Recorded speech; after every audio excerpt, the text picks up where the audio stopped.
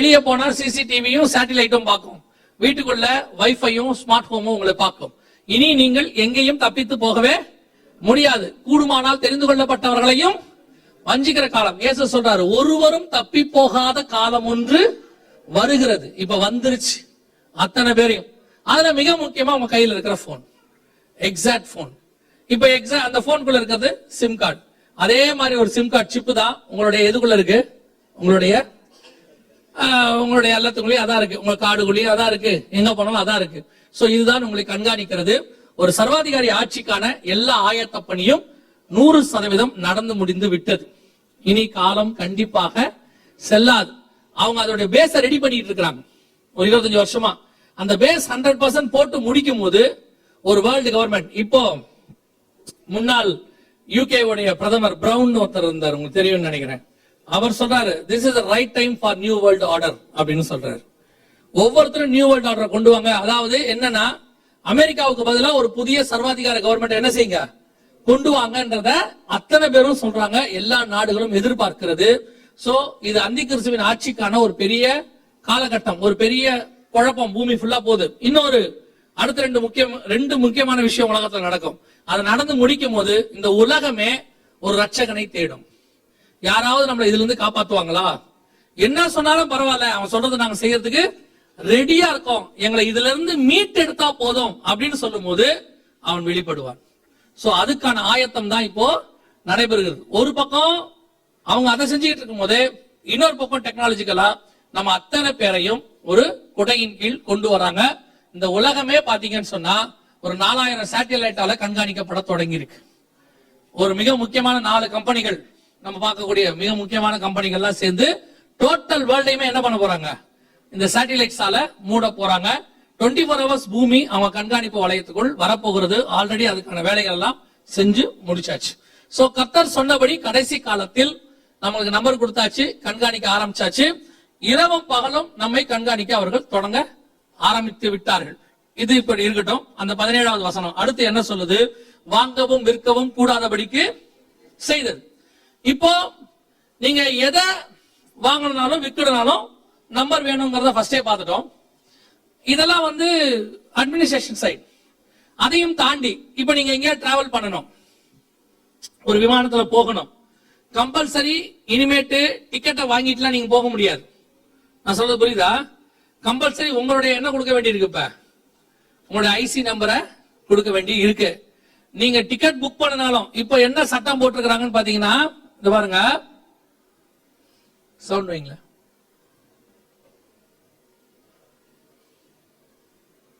விமான பயணம் புக்கிங்கிற்கும் ஆதார் அவசியம் என்ற முறையை கொண்டுவர விமான போக்குவரத்து துறை அமைச்சகம் மத்திய அரசு விமான பயணம் புக்கிங்கிற்கும் ஆதார் அவசியம் என்ற முறையை கொண்டுவர விமான போக்குவரத்து துறை அமைச்சகம் மத்திய அரசுக்கு பரிந்துரைத்துள்ளது. இது தொடர்பாக சமீப காலமாக பல ஆலோசனை கூட்டங்கள் நடத்தப்பட்டன. இந்த புதிய முறைப்படி பயணிகள் தங்களின் டிக்கெட் புக்கிங்கின் போது ஆதார் எண்ணை குறிப்பிட வேண்டும். பின்னர் பயணம் செய்யும் போது தங்களின் கைரேகையை மட்டும் பதிவு செய்தால் போதும். இதற்கு என்ன சொல்றாங்க தெரியுதா? டிக்கெட் புக் பண்ணும் போது என்ன வேணும், கண்டிப்பா நம்பர் வேணும். இது 17, வெளிப்படுத்தல் 13, 17. ஆனா டிராவல் பண்றதுக்கு என்ன வேணும், பிங்கர் பிரிண்ட் வேணும். இது வெளிப்படுத்தல் 13, 16. தங்கள் வலது கைகளிலாவது நெற்றிகளிலாவது. இப்போ கரெக்டா அப்படியே அடுத்த லெவலுக்கு போயிட்டே இருக்கிறாங்க பாருங்க. நம்பர் கொடுத்துதான் நீங்க புக் பண்ண முடியும். புக் பண்ணா கூட, நம்பர் கொடுத்து புக் பண்ணா கூட நீங்க டிராவல் பண்ணும் போது கண்டிப்பா என்ன வேணும், பிங்கர் பிரிண்ட். ஏன் அப்படின்னு கேட்டீங்கன்னா, புக் பண்ற நம்பரும் டிராவல் பண்ற ஆளும் ஒரே ஆளா? ஏன்னா உங்க பிங்கர் பிரிண்ட வச்ச உடனே உங்களுடைய மொத்த டீடைலும் எங்க வந்துடும், அந்த சிஸ்டம்ல வந்துடும். அந்த ஐசி நம்பர், புக் பண்ணும் போது சொன்ன நம்பர் ரெண்டும் ஒன்னா இருக்கா? சோ இனி வெறும் நம்பரும் பத்தாது, நம்பரும் கையும் வேணும். வெளிப்படுத்தல் 13, 16, 17 100% நம்முடைய கண்களுக்கு முன்பாக நிறைவேற ஆரம்பித்து விட்டது. இது கொடுக்கப்பட்ட 1900 வருஷம் ஆகுது. நிறைய பேர் சொல்லுவாங்க பைபிள் ஓல்டு புக்கு, அது காலையில எந்திரிச்சு சும்மா காஃபிக்கு முன்னாடி படிக்கிற ஒரு புக்குன்னு சொல்லுவாங்க. இந்த ஒரு புக்கு மட்டும்தான் எழுதும் போதே மனித சமுதாயத்தினுடைய கடைசி வரைக்கும் தேவைக்கு ஏற்ற மாதிரி அப்டேட்டடா எழுதப்பட்ட ஒரே புக்கு. அல்லேலூயா. இந்த புக்கை நீங்க படிக்கிறதுக்கு நீங்க அப்டேட் ஆகணும். Book updated version. 1000 வருஷ அரசாட்சி முடிகிற வரைக்கும் இந்த புக் போதுமானது. ஏன்னா இயேசு தெளிவா சொல்லிட்டாரு, இதனோட எதையும் கூட்டவும் வேண்டாம் குறைக்க வேண்டாம்னு சொல்லிட்டாரு. அந்த அளவுக்கு இது அப்டேட்டட் வெர்ஷன். ஆனா இத படிக்கிறதுக்கு யார் அப்டேட் ஆகணும்? நம்ம அப்டேட் ஆக வேண்டி இருக்கு. நமக்காக தான் புக் வெயிட் பண்ணிட்டு இருக்குது. புக் நமக்காக நான் இன்னும் அப்டேட் ஆகணும் நாம வெயிட் பண்ண வேண்டிய அவசியமே இல்ல. நாம தான் அப்டேட் ஆகணும். பைபிள்ல உள்ள சொல்லும் போது ஒண்ணு இதெல்லாம் நடக்க வாய்ப்பு இல்லைம்பா. ஃபர்ஸ்ட் சொல்லும் போது என்ன செய்வான்? இதெல்லாம் நடக்க சான்ஸே இல்ல. 2500 வருஷத்துக்கு முன்னாடி ஆண்டவர் சொல்றாரு, புறாக்களை போல பறந்து வருகிறார்கள் இஸ்ரவேலர்கள் திரும்பி தங்கள் சொந்த தேசத்துக்கு. 1948 எல்லாம் பிளைட்ல இறங்கி வந்து இறங்கணும். என்னைக்கோட ப்ராபசி என்னைக்கு நிறைவேறுது பாருங்க. சோ பைபிள் வந்து அப்டேட்டட் வெர்ஷன். ஏதோ நாம ஒரு புக்க படிச்சுட்டு ஒரு டிகிரியை முடிச்சு விட்டு ஒரு வேலையை நல்லா பார்த்து விட்டு நல்ல சேலரியை வாங்கி விட்டு பைபிள் எல்லாம் எவன் படிப்பான்? அதெல்லாம் அந்த காலத்து புக்கு அப்படின்னா நீ அந்த படிச்ச ஒரு டிகிரி வேஸ்ட்னு அர்த்தம். இதுதான் இருக்கிறதுலே பெஸ்ட் புக்கே. நீங்க ஒரு இன்ஜினியரிங் படிச்சாலோ டாக்டர் படிச்சாலோ இந்த உலகத்துல உங்களுக்கு புகழும் பணமும் வசதி வாய்ப்புகளும் கிடைக்கும். ஆனா இத படிச்சா மட்டும்தான் பரலோகத்துல இடம் கிடைக்கும். இந்த ஒரு புக்கு இல்லாம நீ பரலோகத்துக்கு போகவே முடியாது. உலகத்துல இருக்கிற எத்தனை புக்கை கரைச்சு குடிச்சாலும் சரி, இந்த ஒரு புக்கு இல்லாம பரலோகத்துக்கு போக முடியாது. ஒருவேளை நீங்க எதையுமே படிக்காம வாய்ப்பு இல்ல, சிலருக்கு படிப்பு ஏறாது, படிப்பு ஏறல, ஆனா இந்த ஒரு புக்கை மட்டும் கொஞ்சம் கஷ்டப்பட்டு நீங்க படிச்சிட்டீங்கன்னா போதும், இங்கேயும் ஆசீர்வாதமா இருப்பீர்கள், அங்கேயும் ஆசீர்வாதமா இருப்பீர்கள். அல்லேலூயா. அப்படிப்பட்டதான ஒரு மகத்துவமான புக்கு தான் இந்த பைபிள். நிறைய பேருக்கு இது ஏதோ நம்ம டெக்னாலஜி வேர்ல்ட்ல இருக்கோம். சிலர் சொல்லுவாங்க, இன்னைக்கெல்லாம் உலகம் வளர்ந்து டெக்னாலஜி எங்கேயோ போயிருச்சு, நிலாவுல போய் தேடுறோம். நீ நிலாவுல தேடு, இல்ல மார்ஸ்ல போய் கூட தேடுங்க. பைபிள்ல சொன்னது கூட தான் மார்ஸ்ல நடக்கும். பூமியை தவிர நீ எங்கேயும் வாழ முடியாதுன்னு கர்த்தர் சொன்னார்னா, நீ மார்ஸுக்கு போனாலும் எங்கேயும் என்ன செய்ய முடியாது, வாழ முடியாது. திரும்பி போயிட்டு எங்க தான் வரணும்? பூமிக்கு தான் வரணும். அதனால சொல்றேன், சோ பைபிளை நல்லா படிங்க. இது உள்ள சொல்லப்பட்ட காரியங்கள் அத்தனையும் நிறைவேற தொடங்கி விட்டது. இப்ப இதுக்கு அடுத்து ஒரு மிக முக்கியமான விஷயம் நடக்க போது, அதை மாத்திரம் சொல்லிட்டு நான் ஜெர்மனி முடிக்க விரும்புகிறேன். இப்போ வேக்சின், கொரோனா வந்துச்சு, நம்ம எல்லாருக்கும் தெரியும். இந்த கொரோனா வரதுக்கு முன்னாடியே இவரு பில்கேட்ஸ் வந்து நமக்கு சொல்லிட்டார். ஒரு 4 வருஷத்துக்கு முன்னாடியே அவர் வந்து ப்ராபசி சொன்னேன்னு வேற அவர் சொன்னாரு, எதிர்பார்த்தது தான் அப்படின்லாம் சொன்னாரு. இப்ப அவர் வந்து ஒரு விஷயம் இம்ப்ளிமெண்ட் பண்ணிருக்கிறார் எல்லாருக்கும். என்னன்னு கேட்டீங்கன்னா, அதுக்கு பேரு ஐடி 2020 பேரு. இங்க இருக்கு பாருங்க, இதுக்கு பேரு ஐடி 2020.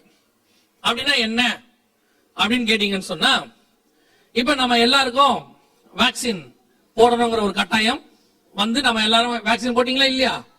போட்டாச்சு, எல்லாரும் வேக்சின் போட்டாச்சு. 1க்கு 2 போட்டாச்சு. தேவைப்பட்டா இன்னொன்னு கூட போட சொல்லுவாங்க போல, போற போக்கு பார்த்தா அப்படித்தான் இருக்கு. 3 போட்டீங்களா? பரவாயில்ல, நீங்க அட்வான்ஸ்டா இருக்கீங்க அந்த விஷயத்துல. அதுவும் இருக்கா? போட்டுட்டே இருங்க. சரி, ரைட். இப்ப அவர் என்ன சொன்னாரு அப்படின்னு கேட்டீங்கன்னு சொன்னா, நம்ம அத்தனை பேரும் இப்போ வேக்சின் போட்டாச்சு. இனி வேக்சின் போட்டவங்க தான் எங்க வரணும்? பப்ளிக் பிளேஸுக்கு வரணும். வேக்சின் போட்டாதான் ஆபீஸ், வேக்சின் போட்டாதான் பசங்களுக்கு ஸ்கூலு, வேக்சின் போட்டாதான் டிராவல். அப்படிதானே இருக்கு. என்ன சொல்லிருக்காங்க பாருங்க, no vaccine no travel.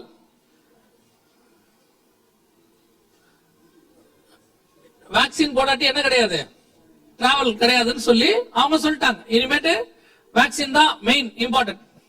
So இப்போ 1 ஆச்சு, 2 ஆச்சு, ஒரு சிலர் 3, இன்னொருத்தர் 4, சில நாடுகள்ல 1, 2 தான், ஒரு சிலர்லாம் வந்து 3 போடுறாங்க. இப்படி இருக்கு. இப்ப அவர் என்ன சொல்றாரு அப்படின்னு கேட்டீங்கன்னா, இந்த வேக்சின் சர்டிபிகேட் இப்ப எல்லாரும் போட்டாச்சுங்கிறத எப்படி கண்டுபிடிக்கிறது? பொது தளத்துக்கு வரும்போது நீங்க எப்படி கண்டுபிடிப்பீங்க? வரும்போது அத்தனை பேருக்கும் சோ ஒருத்தரையா நிறுத்தி என்ன செய்யணும்? இப்ப செக் பண்ணணும். ஏன்னா இப்போ நோ மாஸ்க் சொல்லியாச்சு, எல்லாரும் ஷாப்பிங் மாலுக்கு வரீங்க. எத்தனை பேர் வேக்சின் போட்டா, எத்தனை பேர் வேக்சின் போடல, எப்படி கண்டுபிடிப்பீங்க? இப்ப அவர் என்ன சொல்றாரு, ஃபியூச்சரா வரக்கூடியதான வைரஸ் ஏதாவது வந்துச்சுனாலும் கண்டுபிடிக்கிறதுக்கு தேவையான ஒரு கருவி நம்ம உடம்புல இருக்கணும். At the same time vaccine போட்ட சர்டிபிகேட்டும் அதுக்குள்ள, அதுக்கு பேர் இ சர்டிபிகேட்னு பேர், இ வேக்சின் சர்டிபிகேட், அதுவும் நம்ம உடம்புல இருக்கணும். அது மட்டும் இல்லாம நம்முடைய பாஸ்போர்ட், நம்முடைய ஐசி எல்லாத்தையும் சேர்த்து ஒரே சிப்பாக நம்ம உடம்புலயே இம்ப்ளான்ட் பண்ணிட்டா போகிற இடங்கள்ல எல்லாம் உங்களுக்கு தனியா மொபைல காட்ட வேண்டிய அவசியம் இப்ப நீங்க சர்டிபிகேட் வேக்சின் எதில் தான் காட்டியிருப்பீங்க? போற இடத்துல மொபைல் காட்டுவீங்க. ஒருவேளை அங்க மொபைல் வேலை செய்யல, இல்ல பேட்டரி சார்ஜ் இல்ல, உங்க மொபைல் தொலைஞ்சிருச்சு, யாரோ திருடிட்டாங்க, மொபைல் டேமேஜ் ஆயிருச்சு, அந்த இடத்துல அப்ப நீங்க போய் நிக்கும் போது இல்லன்னா திருப்பி நீங்க அதுக்கு கொஞ்சம் கஷ்டப்பட வேண்டியிருக்கும்.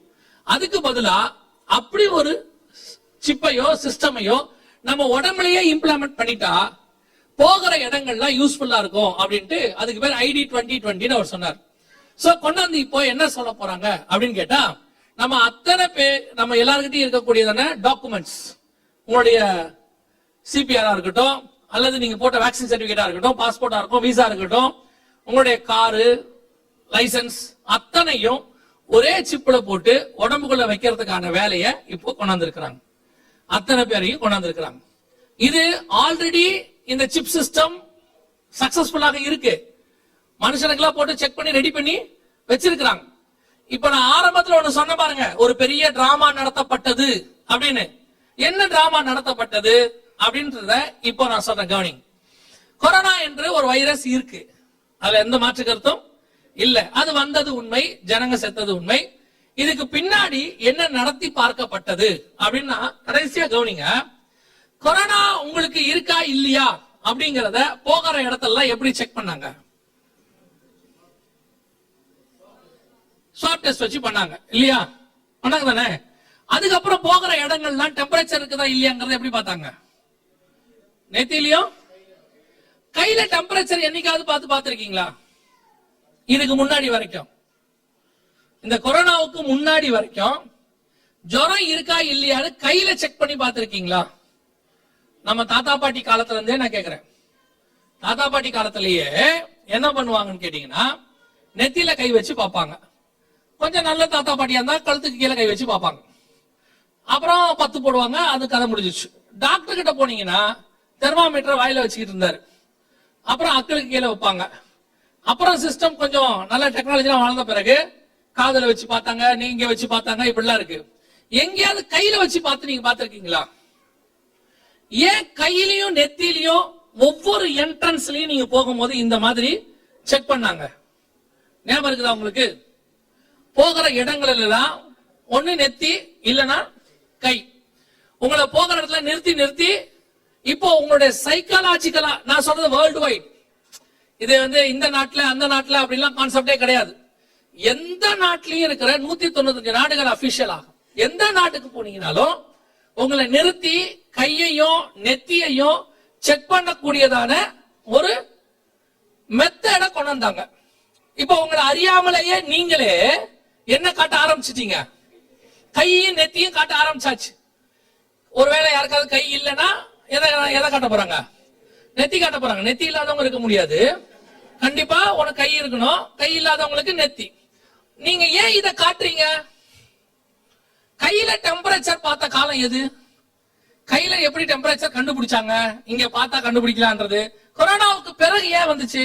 கொரோனாவுக்கு முன்னாடி இப்படி ஒரு சிஸ்டமே இல்லையே. நீங்க போய் கையும் நெத்தியும் காட்டும் போது உங்களுக்கு ஏதாவது தோணுச்சா? வெளிப்படுத்தல் 13:16 வாசிங்களே. சிறியோர் பெரியோர் ஐஸ்வர்யவான்கள் தரித்திரர் சுயாதீனர் அடிமைகள் இவர்கள் யாவரும் தங்கள் தங்கள் வலது கைகளிலாவது நெற்றிகளிலாவது. இப்போ இந்த கையும் நெத்தியும் காட்டும் போது ஏதாவது தோணுச்சா? நம்ம கையும் நெத்தியும் காட்டுறோமே, டெம்பரேச்சருக்குன்னு காட்டுறோமே. போகிற இடங்கள்ல தெர்மாமீட்டர் வேற எத்தனையோ மெத்தட் இருக்கும்போது திடீர்னு இது ரெண்டையும் இம்ப்ளிமெண்ட் பண்றாங்க. முடிஞ்ச உடனே கையும் நெத்தியும் காட்டுறது. இப்ப நம்மள கூட பரவாயில்ல, இது அடுத்த ஜெனரேஷன் மைண்ட்ல ஏத்திட்டான். பிள்ளைகள் விளையாட்டா இல்ல சீரியஸாவே போய் என்ன செய்யறான்? போகும்போது கையும் நெத்தியும் காட்ட தொடங்கியாச்சு. இனிமேட்டு என்ன செய்ய போறாங்க அப்படின்னு கேட்டா, இந்த ID 2020ங்கிற சிப்பு இத அப்படியே கொண்டு வந்து உங்களோட உங்களோட CPRக்கு பதிலா உங்களுடைய எல்லா டாக்குமெண்ட்ஸையும், பாஸ்போர்ட்ல இருந்து விசால இருந்து எல்லாத்தையும் இந்த நியூ டெக்னாலஜின்னு சொல்லி இத கொண்டு வந்து உங்க உடம்புல இப்படி இம்ப்ளிமெண்ட் பண்ணுவாங்க. இந்த மாதிரி இம்ப்ளிமெண்ட் பண்ண போறாங்க. சோ இது 30 செகண்ட்ஸ்ல வச்சிருவாங்க. எந்த ஹாஸ்பிட்டலுக்கு போனாலும் மோர் தென் 1 minute 2 minutes மேல ஆகாது. எங்க போனாலும் இதே மாதிரி இம்ப்ளிமெண்ட் பண்ணிடுவாங்க. இப்போ எல்லா இடத்துலயும் சிப் சிஸ்டம் ரெடியா இருக்கு. அத்தனை இடத்துலயும் இப்படி ஒரு சிப் ரெடியாக வைக்கப்பட்டு இருக்கிறது. இப்ப எல்லா இடத்துலயும் எல்லா நாட்டிலையும் இது ரெடி ஆயிடுச்சு. இப்ப என்ன செய்ய போறாங்க அப்படின்னா இந்த நியூ டெக்னாலஜி அப்படிங்கிற பேர்ல உங்களுக்கு அத்தனை பேரும் இப்படி ஒரு சிப்பை இம்ப்ளான்ட் பண்ணணும் அப்படின்னு சொல்ல போறாங்க. ஒரு அன்அபிஷியல் ஒரு நியூஸ், ரூமர்னு கூட வச்சுக்கோங்க. 2025ல மலேசியா முழுக்க இது இம்ப்ளிமெண்ட் பண்றதுக்கான வேலை ஆயத்தப்பட்டிருக்கு.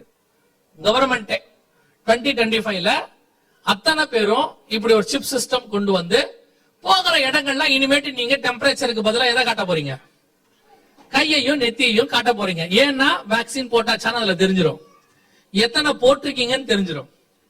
அடுத்து உங்களுக்கு டெம்பரேச்சர் இருக்குதா இல்லையானோ அது சொல்லிட போகுது. உங்க பேர்ல இருந்து உங்க சிபிஆர் நம்பர்ல இருந்து எல்லாமே அந்த ஸ்கிரீன்ல அப்படி வந்து நின்றோம். அப்படி ஸ்கேன் பண்ண உடனே வந்து நிக்கும்.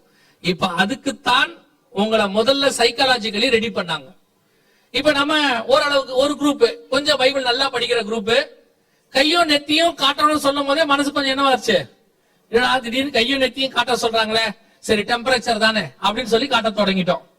இப்ப போக போக போக ஒரு சிப்பை கொண்டு வந்து கையிலயோ நெத்திலையோ வைக்கும் போது கம்பல்சரி நீங்க இதை செய்ய வேண்டும் என்று சொல்லுவார்கள். ஏதோ ஒரு நாட்டுல இம்ப்ளிமெண்ட் பண்ணுவாங்க. இப்ப மலேசியாலே பண்ணிட்டாங்க அப்படின்னும் போது அடுத்து ஒரு வாரத்துக்குள்ள உலகம் முழுக்க என்ன செய்ய ஆரம்பிச்சிடும், பரவ ஆரம்பிச்சிடும். இப்ப நீங்க இங்க இருக்கிறவங்க முடியாதுன்னு சொல்லவே முடியாது. ஏன் அப்படின்னு கேட்டீங்கன்னா, முடியாதுன்னு சொன்னீங்கன்னா அடுத்த நிமிஷம் எங்க போக வேண்டி வரும்? அவங்க ஊருக்கு போங்கம்பாங்க. அங்க இறங்கும் போது அவன் வச்சுட்டு நிப்பான். இறங்கும் இடத்துல அவன் என்ன செய்ய போறான்? அவனை வச்சுட்டு நிக்க போறான். இப்ப எல்லா நாடுகளும் இதற்கான ஆயத்த பணியை செய்ய தொடங்கி விட்டுருச்சு. இப்ப இது இல்லாமல் வேலை கிடைக்காது. ஏன்னா இப்பவே இது இல்லாமல், வேக்சின் இல்லாமல் பிள்ளைகளுக்கு என்ன இல்ல, ஸ்கூல் கிடையாது. இது இல்லாம வேலை கிடையாது, கவர்மெண்ட்ல வேலை கிடையாது, டிராவல் கிடையாது. இப்ப எங்க போனாலும் வேக்சின் சர்டிபிகேட் கம்பல்சரி அப்படின்னு இருக்கு. இதுக்கு பதிலாகத்தான் இந்த சிப் வரப்போகுது.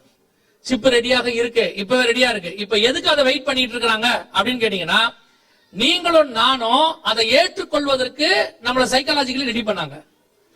திடீர்னு கொண்டு வந்து கையில நெத்தியிலையும் போடுனா, இப்ப அமெரிக்காலே பாருங்க 70% ஆஃப் மக்கள் தான் வேக்சின் போட்டிருக்காங்க.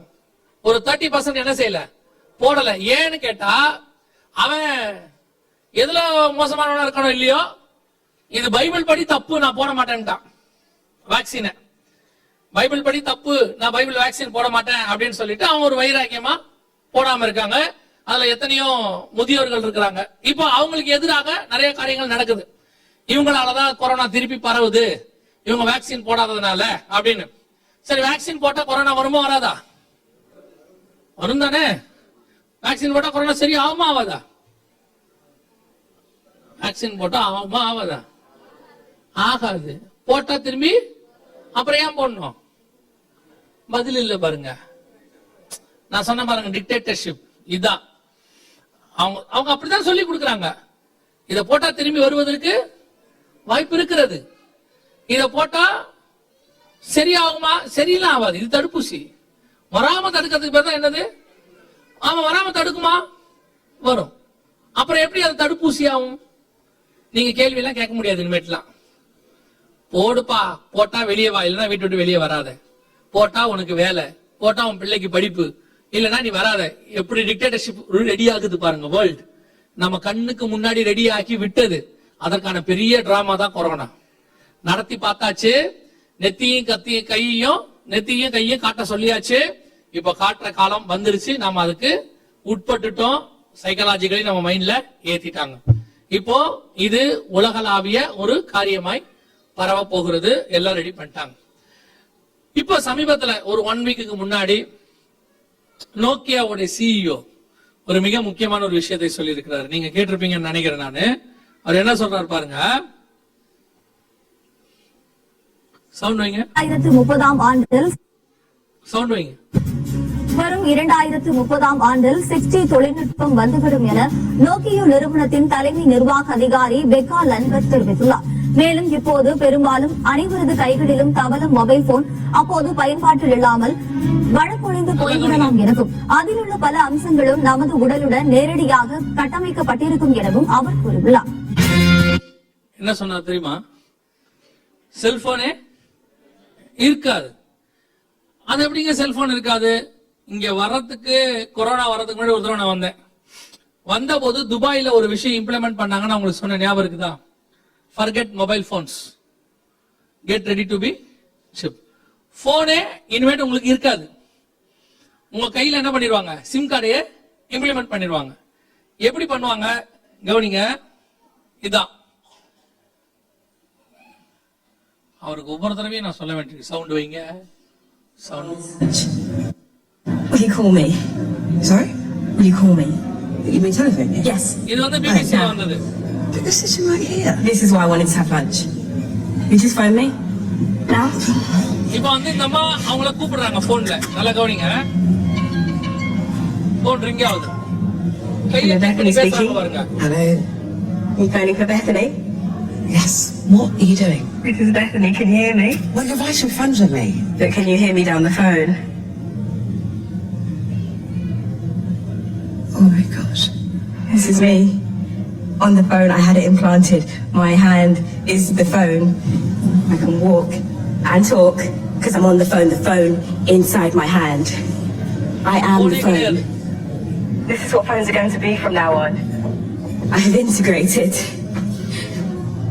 Thank you for your call.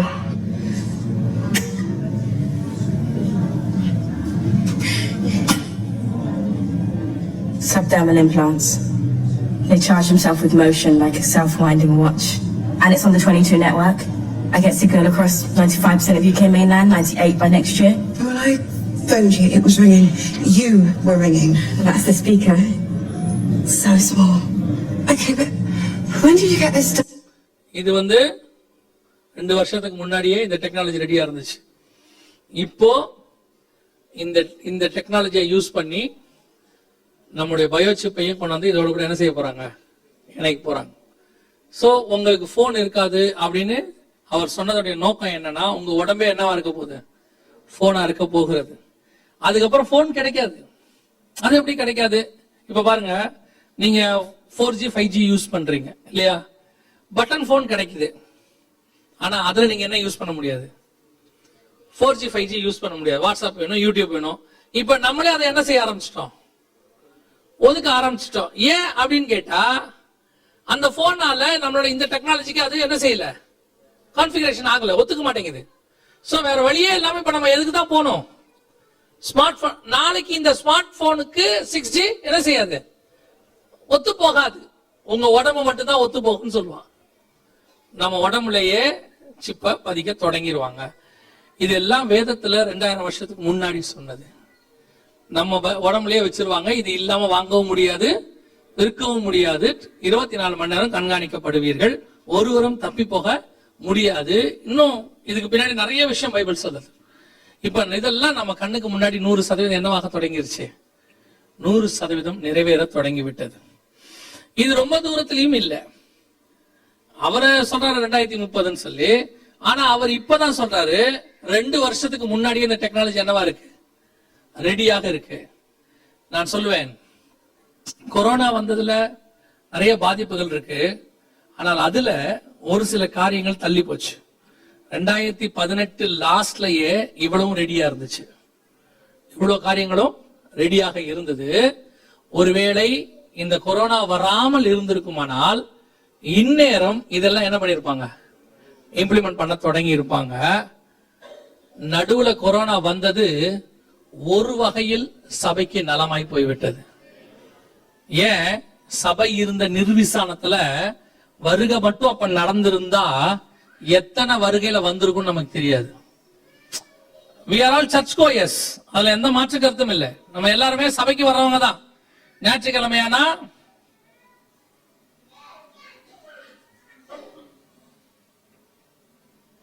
நாம எல்லாம் ஞாயிற்றுக்கிழமையானா பிள்ளைகளோட விளையாடாதீங்க, கவனிங்க, வரோம்.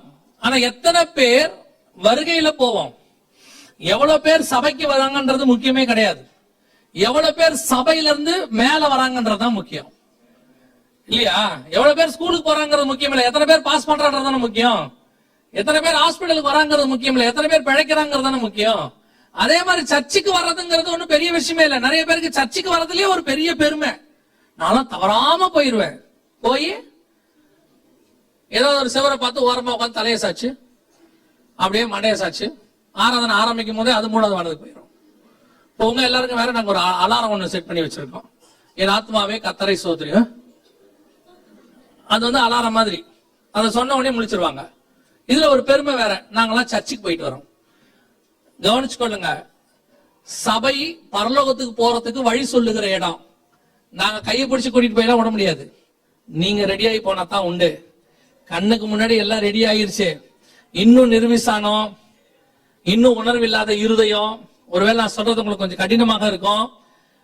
நீங்கள் உழைக்கிறது, சம்பாதிக்கிறது எல்லாமே வருகை வரைக்கும் தான். அதற்கு பிறகு எல்லாமே வேதனையாய் மாறும். இப்ப நமக்கு கதவு திறந்து இருக்கிற காலம். கர்த்தர் நமக்கு ஒரு நல்ல வாய்ப்பை கட்டளையிட்டு இருக்கிறார். நாம எந்த அளவுக்கு இதுக்கு ஆயத்தப்பட்டிருக்கிறோம்ன்றதுதான் முக்கியம். இது இந்த கொரோனாக்கு பிறகு கர்த்தர் நமக்கு நல்ல ஒரு வாய்ப்பை தந்திருக்கிறாரு. நான் விசுவாசிக்கிறேன், ஒரு பெரிய கூட்டம் உணர்வடைஞ்சு சபைக்கு வந்திருக்குது. சபைக்கு வந்தவங்களையே ஒரு கூட்டம் என்னவா இருக்குது, உணர்வடைஞ்சு வந்திருக்கு. ஒரு கூட்டம் அப்படியே போயிருச்சு. ஏன்னா அவனுக்கு ஆன்லைன் தான் வசதி. நான் சொல்றது ஒருவேளை நீங்க வருத்தமா எடுத்துக்காதீங்க. இந்த சபையில ஆன்லைன் நடத்துறதை நிறுத்திடுங்க. ஒரு சிலர் கொஞ்சம் வருத்தப்படுவாங்க, இல்ல வர முடியாத எத்தனையோ பேர் இருக்காங்க. அப்படிலாம் யாரும் இல்ல. வரணும். இல்ல உடம்பு சரியில்லை, இங்க வந்தா தானே சுகமாகும். அங்கே இருந்தா எப்படி சுகமாகும்? வரணும். அவங்களுக்கு என்ன வசதி தெரியுமா, இந்த ரெடி ஆகி வண்டியில உட்காந்து வர்றது கஷ்டம். இப்ப அங்கன்னா வீட்டுல உட்காந்துட்டு லுங்கிய கட்டிட்டு பாத்துடலாம் பாருங்க. அவனுக்கு அது வசதி இல்ல. அவங்களுக்கு இப்ப பாருங்க, இந்த மெசேஜ் ஆரம்பிச்ச உடனே என்ன சொல்லிருப்பாங்கன்னு நினைக்கிறீங்க? பிரதர் செய்தி ஆரம்பிச்சிட்டா, நீ சாப்பாடு கொண்டு வந்துரு, சாப்பிட்டுக்கிட்டே பாத்துருவோம். 2 in 1 ஒரே வேலையை முடிச்சிருப்பாங்க நேரம். இப்ப நீங்க நானெல்லாம் வீட்டுக்கு போய் எல்லாம் சாப்பிடணும். இப்ப எது வசதி? ஆமா, சர்ச்சில் எதுக்கு ஆன்லைன் எப்ப வந்துச்சு? கொரோனால போக முடியாத சிச்சுவேஷன் ஆன்லைன்ல பண்ணோம். அது வந்த உடனே ஸ்டாப் பண்ணிடணும். ஏன்னா இவங்க எல்லாம் இப்ப அதை சொகுசாக்கிட்டாங்க. ஒரு விசா, ஒரு கூட்டம் இல்லீங்க, வர முடியலீங்க, வாங்க. வேலைக்கு மட்டும் போக முடியுது இல்ல, அதுக்கு மட்டும் கஷ்டப்பட்டாவது உருண்டு பிறண்டாவது போய் சேர்ந்துட முடியுது இல்ல. ஏன்னா அவன் சம்பாத்தியம் கொடுக்கறான்னு. இங்க வந்தாதானே பரலோகத்துக்கு போக முடியும். வரணும். அதுதான் சொல்றேன். இந்த கொரோனாக்கு அப்புறம் ஒரு கூட்டம் நல்ல வசனத்துல தேறி ஆண்டவருக்குள்ள ஒரு பயம், தேவ பயம் வந்துருச்சு. ஒரு கூட்டம் எங்க போயிருச்சு?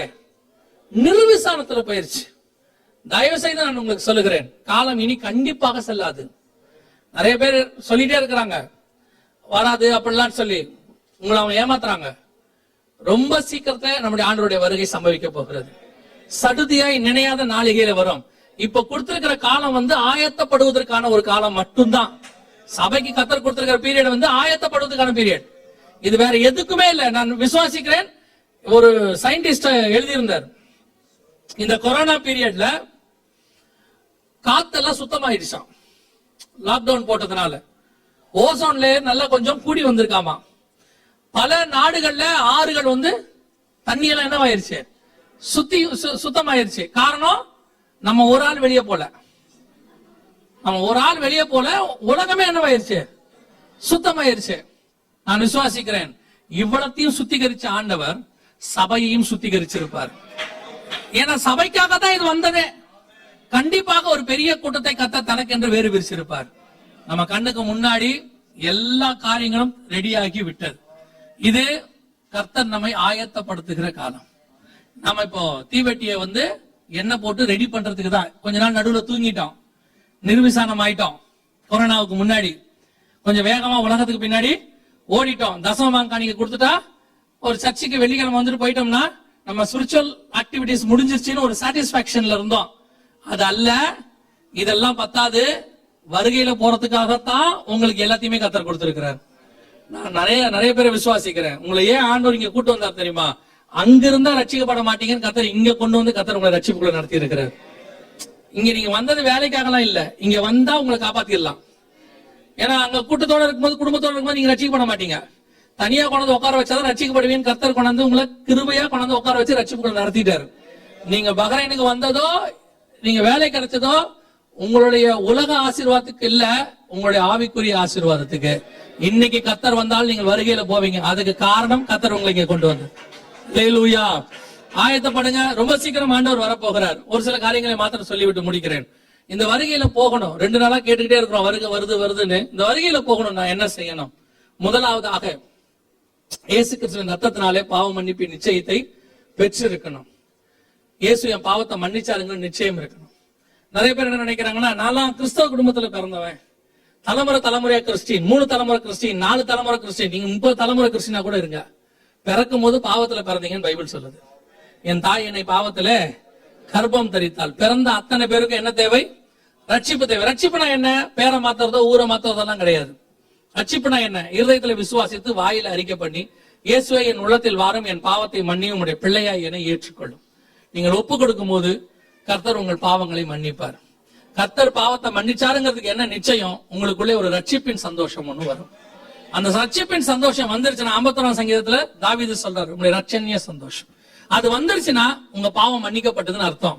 அது வர்ற வரைக்கும் நீங்க இன்னும் ரட்சிப்பின் அனுபவத்துக்குள்ள வரலன்னு அர்த்தம். சர்ச்சைக்கு வர்றதுனால மட்டும் பரலோகத்துக்கு போயிட முடியாது. திருப்பியும் சொல்றேன், இந்த ரட்சிப்பின் அனுபவம் வரணும். இயேசுவே என் பாவத்தை மன்னிங்க நீங்க கேட்கும் போது கர்த்தர் உங்கள் பாவத்தை மன்னிப்பார். மன்னிக்கும் போது இந்த அனுபவம் உங்களுக்கு வரும். 2வது, பிதா குமாரன் பரிசுத்தாவின் நாமத்தினாலே தண்ணீர்ல மூழ்கி ஞானஸ்நானம் எடுக்கணும். ஞானஸ்நானம் எடுக்காம வருகையில போகவே முடியாது. ஏன் ஞானஸ்நானம் ஒருத்தர் கேட்டாங்க, ஏன் ஞானஸ்நானம் எடுக்கணும் அப்படின்னு சொல்லி. கல்லை எடுத்தானா பாருங்க, கல்லை எடுக்கல, கர்த்தர் பரதேசியை கூட்டிட்டு போயிட்டாரு. கல்லன் எடுக்கல, பக்கத்துல இருந்த இயேசு எடுத்தார். எடுங்க. நீங்க ஏன் கல்லனை பாக்குறீங்க? நல்லவனை பாருங்க. பக்கத்துல ஒருத்தர் எடுத்திருக்காருல்ல, இவனுக்கு பாக்குறதுல யாரதான் பாக்குறான்? வெறும் திருட்டு பயிலையா பாக்குறான். பக்கத்துல ஒருத்தர் எடுத்தவர் தொங்குறாருல்ல, அவரை பார்க்கலாம்ல. நல்லா தெரிஞ்சுக்கொள்ளுங்க, கல்லன் ஞானஸ்நானம் எடுக்கவும் இல்லை, அவன் பரலோகத்திற்கு போகவும் இல்லை. அவன் போனது பாரடைஸ். பரலோகத்துக்கு உள்ள போகணும்னா கண்டிப்பா என்ன எடுத்திருக்கணும்? ஞானஸ்நானம் எடுத்திருக்கணும். ஒரு இடத்துல கேட்டார், நீங்க ஞானஸ்நானத்துக்கு ரொம்ப அதிகமா பேசுறீங்க, சின்ன வயசுல எடுக்கிற ஞானஸ்நானத்தை ஏன் ஒத்துக்க மாட்டீங்கன்னு கேட்டாரு. சின்ன வயசுல எடுக்கிற ஞானஸ்நானமே கிடையாது. குழந்தை ஞானஸ்நானம் இதெல்லாம் ஞானஸ்நானமே கிடையாது. ஞான ஸ்நானம்னா என்னன்னா, ஞானம் வந்த பிறகு எடுக்கிற ஸ்நானம் தான் ஞான ஸ்நானம். ஞானம் எப்ப வரும்? கர்த்தருக்கு பயப்படுதலே ஞானத்தின். எப்ப கர்த்தருக்கு பயப்படுவோம்? தீமை விட்டு விலகுதலே கர்த்தருக்கு பயப்படுகிற பயம். எப்ப ஞானஸ்நானம் எடுக்கணும்? தீமை விட்டு விலகி கர்த்தருக்கு பயந்து இனி பாவம் செய்ய மாட்டேன் அறிக்கை செய்து நீங்க ஞானஸ்நானம் எடுக்கணும். அப்போ ஒருத்தர் கேட்டாரு, என்ன இப்போ 1 கொரிந்தியர் 10ல செங்கடலுக்குள்ள எல்லாரும் வந்தாங்க, அத ஞானஸ்நானம் பைபிள் சொல்லுது. அப்ப பாருங்க, குழந்தைங்களும் வந்திருக்கிறாங்க, அப்ப நீங்க ஏன் குழந்தை ஞானஸ்நானத்தை ஒத்துக்க மாட்டீங்கன்னு கேட்டாரு. நான் சொன்னேன், குழந்தைகளும் வந்தாங்க, பின்னாடியே ஆடு மாடும் வந்துச்சு. இல்ல அதுல இருக்கு, பின்னாடி என்ன வந்துச்சு? ஆடு மாடும் இருக்கு, மாட்டு வண்டியும் வந்துச்சு. ஏன் நீங்க மாட்டு வண்டிக்கு ஞானஸ்நானம் கொடுக்க கூடாதுன்னு கேட்டேன். வசனத்தை அனர்த்தமா புரிஞ்சுக்கிறது. அத ஒரு ஓமையா அங்க சொல்லி இருக்கு, அதற்கு ஒப்புமையான ஞானஸ்நானம்னு. அதுல பாத்தீங்கன்னு சொன்னா, குழந்தைய கொடுத்தாங்கன்னா, ஏன் இங்க குழந்தைய கொடுக்க கூடாதுன்னா, அதுல மாட்டுக்கு கொடுத்தா மாட்டை போட்டு கட்டி போட்டு எடுத்து ஞானஸ்நானம் தண்ணியில முக்கி எடுத்துருங்க பாத்துருவோம். வெளியே மாடு வராது, நீங்களும் வர மாட்டீங்க, மாடு பின்னிவிடும். இன்னைக்கு நிறைய பேரு ஒரு கீழ்ப்படிதலுக்கு எத்தனை எதிர்ப்பு பாருங்க. ஏசுநாதர் சொல்றாரு, இப்ப இடம் கூட அவரு முங்கினாரு, அது பெருசா தெரியல. நான் சொல்றேன், தண்ணியில மூழ்கி ஞானஸ்நானம் எடுத்தாதான் ஞானஸ்நானம், வேற ஞானஸ்நானம் பைபிள்ல இல்ல. 3வது, எபேசியர் 4:30 சொல்லுது, மீட்கப்படும் நாளுக்கென்று முத்திரையான பரிசுத்தாவின் அபிஷேகத்தை பெற்றிருக்க வேண்டும். பரிசுத்தாவின் அபிஷேகம் பெறாம வருகையில போகவே முடியாது. ஏன்னா வசனம் தெளிவா சொல்லுது, ஒருவன் ஜலத்தினாலும் ஆவியினாலும் பெறவாவிடில் தேவனுடைய ராஜ்யத்தில் பிரவேசிக்க மாட்டான். நிறைய பேர் பரிசுத்தாவி இல்லம்பாங்க, பரிசுத்தாவியானவர் உண்டு. பரிசுத்தாவியை பெறாதவங்க இல்லங்கிறாங்க, பெற்ற நாங்கள் சொல்லுகிறோம் அவர் உண்டு. அவர்தான் சபையினுடைய மூத்த போதகர், அவர்தான் சபையை நடத்துகிறவர், அவர்தான் மீட்கப்படும் நாளுக்கு என்று முத்திரை, அவர்தான் உங்களை என்னையும் கொண்டு போய் பரலோகத்திலே சேர்க்க போகிறார். அல்லேலூயா. பரிசுத்தாவின் அபிஷேகம் பெறாதவங்க சபையில் நடக்கிற அபிஷேக கூட்டத்துல கலந்து கொள்ளுங்க. ஒருவேளை அப்படி அபிஷேக கூட்டத்துல கலந்துக்க உங்களுக்கு வாய்ப்பு இல்லைன்னா, நேரம் கிடைக்கும் போது நல்லா முழங்கால் போட்டு நல்லா ஜெபம் பண்ணுங்க. வசனம் சொல்லுது, வாஞ்சையும் தவணம் உள்ள ஆத்மாவை கர்த்தர் நிரப்புகிறார். கண்டிப்பாக ஆண்டவர் என்ன செய்வாரு? நிரப்புவார். பரிசுத்தாவின் அபிஷேகம் முக்கியம். இது 3ம் ரொம்ப முக்கியம். இன்னும் சில காரியங்கள் இருக்கிறது. கர்த்தருக்கு சித்தமானால், வருகை தாமதிக்குமானால் நாம் என்ன செய்ய போறோம்? வருகிற நாட்கள்ல அதை குறித்தும் பார்க்க போகிறோம். நம்ம கண்ணுக்கு முன்னாடி கடைசி சாம்ராஜ்யம் எழும்பி ரெடி ஆயிருச்சு. அவங்களுடைய அஸ்திவாரத்தை அவங்க போட்டுட்டாங்க. உலக மக்களை கண்ட்ரோல் பண்றதுக்கான வேலைகள் எல்லாத்தையும் செஞ்சு முடிச்சுட்டாங்க. ரொம்ப சீக்கிரம் அந்த அரசாட்சி எழும்பும். அதற்கு முன்பதாக உங்களையும் என்னையும் மீட்கும்படி ஆண்டவராக இயேசு கிறிஸ்து வருவார். அல்லேலூயா. இதெல்லாம் அடையாளம், இதெல்லாம் அடையாளம். இந்த அடையாளம் நடக்கும்போது அவர் வருவார் என்று நமக்கு சொல்லப்பட்டிருக்கு. அடையாளம் நடக்க தொடங்கிருச்சு. இயேசு சீக்கிரம் வரப்போகிறார்.